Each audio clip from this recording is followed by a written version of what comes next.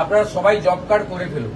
পুরনো job card মানেই তারাই পাবেন, নতুন পাবেন তা নয়। আমরা শিথিল করে দিয়েছি আইন, সবাই জব কার্ড করে নিতে পারেন।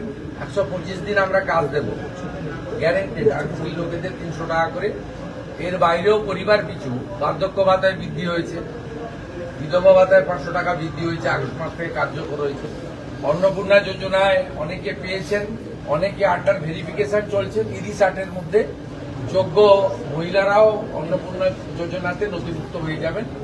যারা পাওয়ার যোগ্য স্বচ্ছতার ভিত্তিতে তারা পেয়ে যাবেন।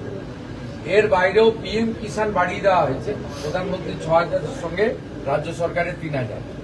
কৃষক বন্ধুর ভেরিফিকেশন শেষ হলে আমরা কৃষি জমি থাকলেই তাদেরকে 4,000 টাকা করে দেবো কৃষক বন্ধুতে। তার উপরে যে সিলিং থাকবে তাদেরকে একটা আমাদের করা হয়েছে সিস্টেম। এবং রেশন তো ফ্রি দিচ্ছেন প্রধানমন্ত্রী রাজ্য সরকারের মাধ্যমে। আমাদের নির্বাচন চলাকালীন আটা নিয়ে ব্যাপক অভিযোগ ছিল নিম্নমানের, আমরা আটা বন্ধ করে দিয়েছি। এখন ভালো গম পাচ্ছেন আপনারা। এর সঙ্গে 5 লাখ টাকার ইলেকট্রিক, 5 লাখ টাকা স্বাস্থ্য ফ্রি, আয়ুষ্মান ভারত।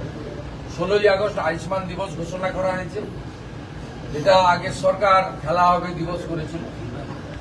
কারণ 1946-এর ওই দিন যা গ্রেট ক্যালকাটা কিলিং হয়েছিল সুরাবর্দির নেতৃত্বে, 10,000 হিন্দু খুন হয়েছিল। আমরা ওই দিন আয়ুষ্মান দিবস করছি এবং সেই দিন আয়ুষ্মান ভারতের কার্ড বিতরণও শুরু হবে।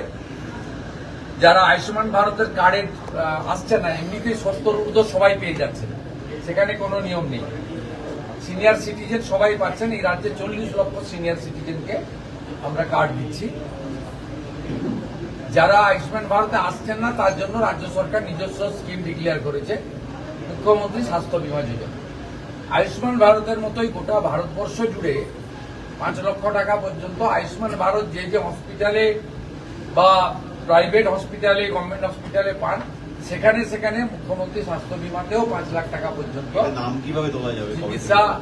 নামটা কিভাবে তোলা যাবে আর কবে থেকে তোলা যাবে? মানুষ যারা এমনি আয়ুষ্মানের পোর্টাল তো চলছে, স্বাস্থ্যসাথীর কার্ড থেকে রোল আউট হয়ে যাবে। যতক্ষণ না এটা কমপ্লিট হচ্ছে ততক্ষণ স্বাস্থ্যসাথীর কার্ড, স্বাস্থ্যসাথী ভ্যালিড থাকবে। মানে একটাতে গেলে আর একটা বন্ধ হবে, কোনো মানুষের, সাধারণ মানুষের অসুবিধা হবে না। তাই আমি বলবো এটা উন্নয়নের অমৃতকাল। এই অমৃতকালে পরিযায়ী শ্রমিকরা ফিরতে শুরু করুন ধীরে ধীরে।